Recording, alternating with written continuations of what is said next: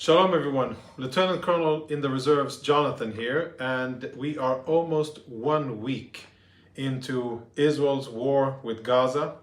And what I would want to try to do here is to give you a weekly summary of what Israel is facing, how this all started almost a week ago on the early morning hours of Saturday, October 7th, around 6:30 p.m. in southern Israel. What has happened since then, where we are now, and where this is going.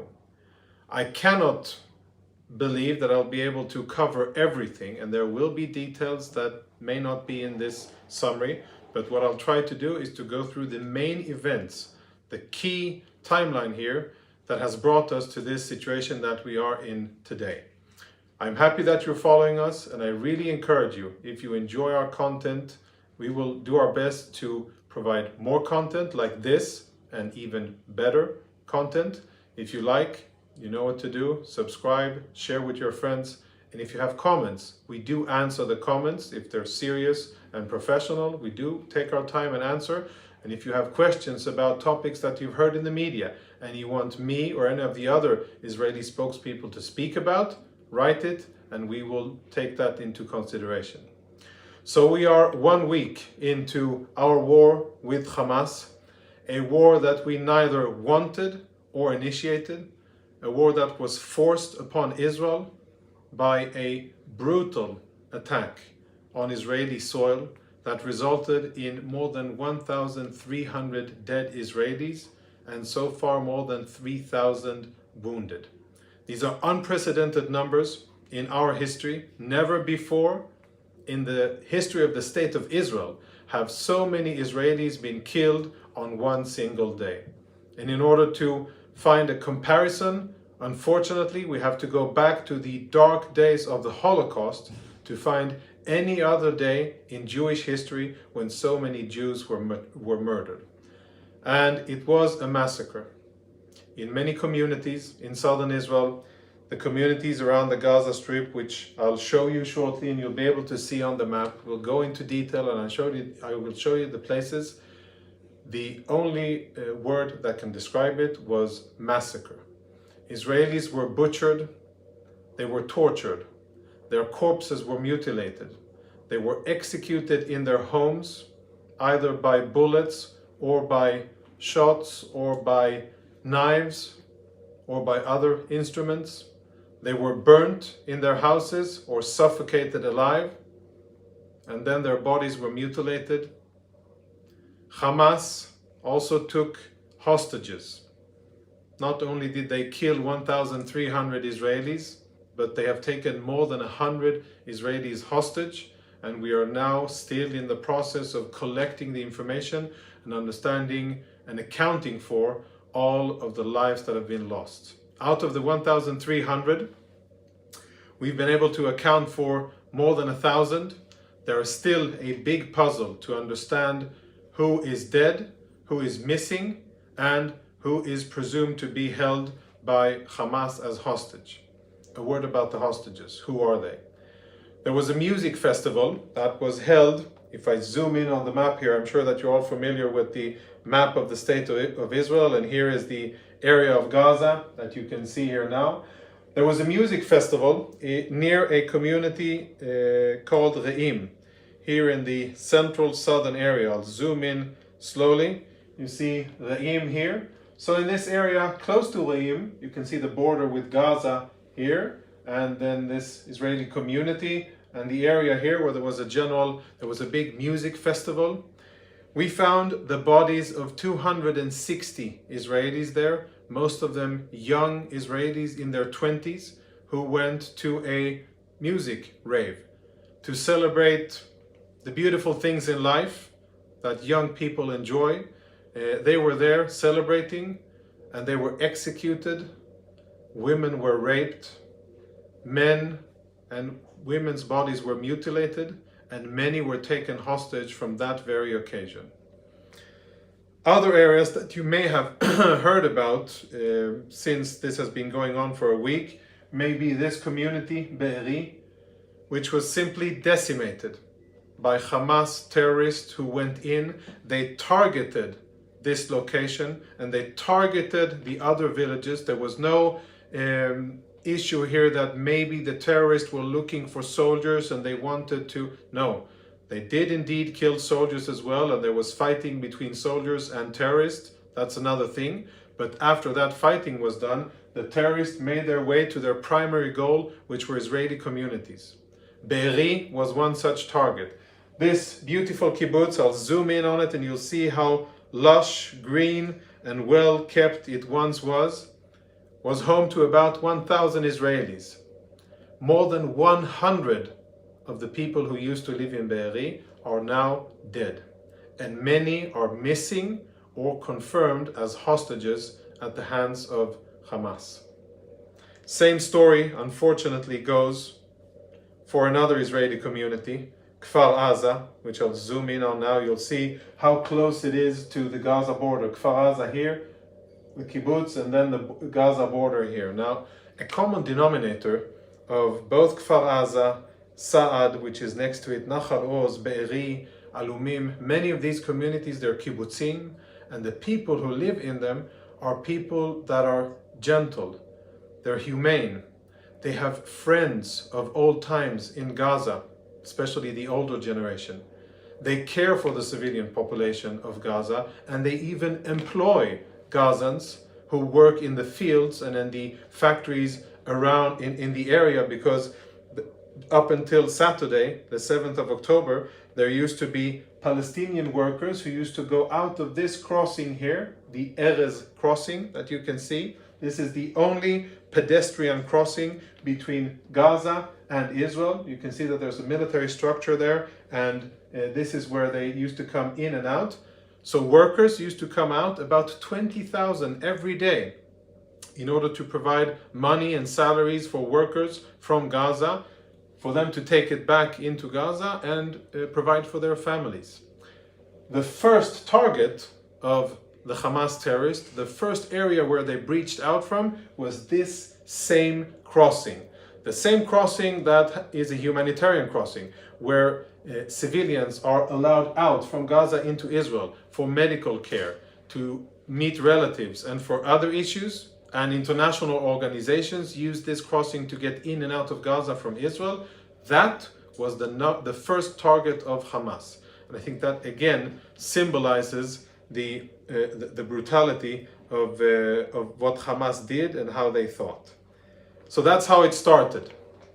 We started with Hamas attacking Israeli civilians and butchering our civilians and killing soldiers. Since then, what Israel did was for about 2 days, even a little bit more than 2 days, to regain control over southern Israel.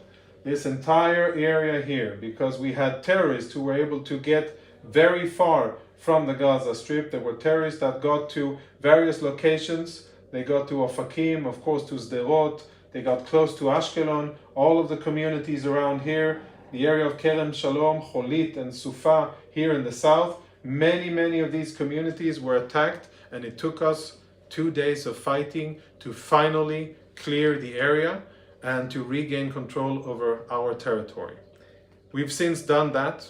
We have plugged shut the border and made sure to reinforce the fence, which was breached by Hamas in multiple locations. Now that's closed, and the border between Israel and Gaza is defended and held shut by the IDF. That also took a lot of work in doing. We have mobilized 360,000 reserves, which is a very large force compared to the total strength of the IDF. We did that in less than 48 hours. That's the fastest mobilization of Israeli troops ever in our history.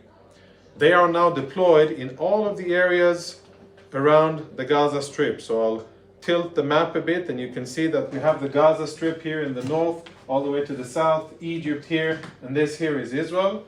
And we now have Israeli troops all over this area. Ground forces, infantry, artillery, armor, combat engineers, and many other troops that are in the south, in their tanks and APCs and their artillery guns facing Gaza and getting ready for the next stage of our operations. I don't know, or actually I don't want to say when and what will come, but I can only say that we've mobilized lots of reserves and we are preparing for the next stage of our operation. Very relevant to that. This is the Gaza Strip. The biggest center is Gaza City. This is where about 1 million people live in this area here. Then there's two other bigger cities, Khan Yunis and Rafah. But Gaza City is the place where most people live. This is where most people live.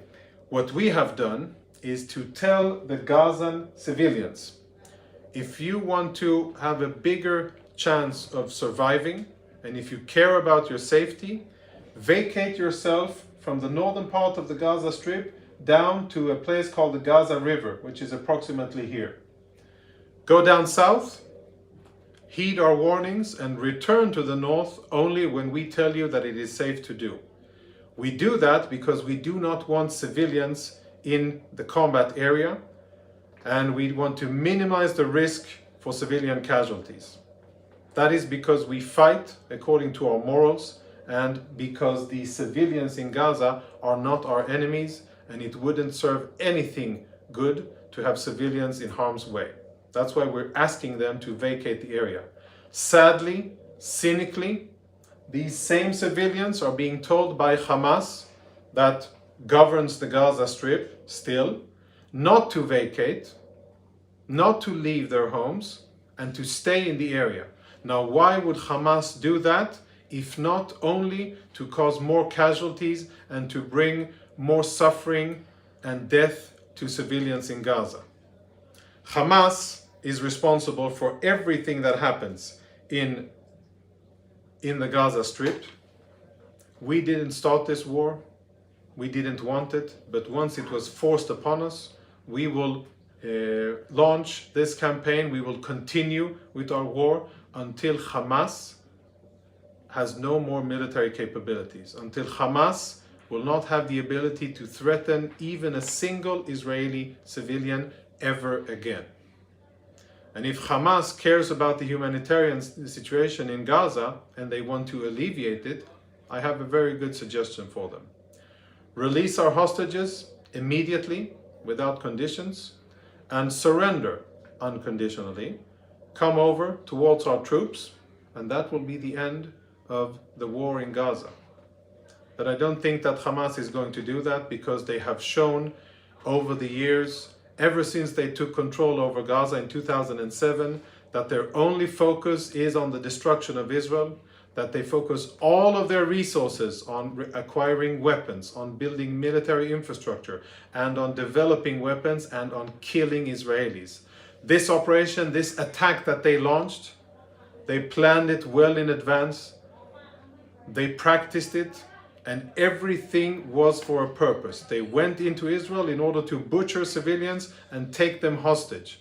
And that's what they did, sadly, unfortunately. And everything that happens now, Hamas is responsible, because we didn't start it. They are the ones who started it. They are the ones who targeted our civilians. And what we are doing is simply to defend ourselves, our civilians, and to make sure that it never happens again.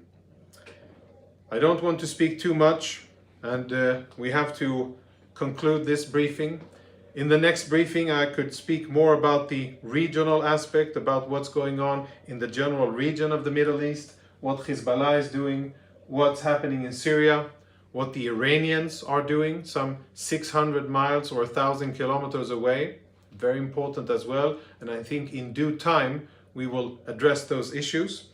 And as of now, I would like to say that 1 week after the fighting started, after this atrocious attack against Israel, we find ourselves at war, a war that we are committed to ending by defeating Hamas and making sure that they will never ever have the ability to do this or anything else again.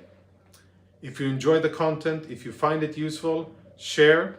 Make sure to tell your friends about the content here on IDF. If you want to watch other platforms in English, French, Spanish, we have them all.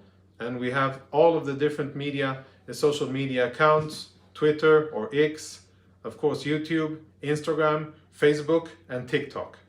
Whatever your preference is, and whatever the type of information you like to consume, we have that type of information, and we stand by each and every piece of information that we disseminate.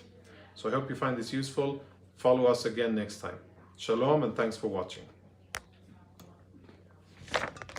Good.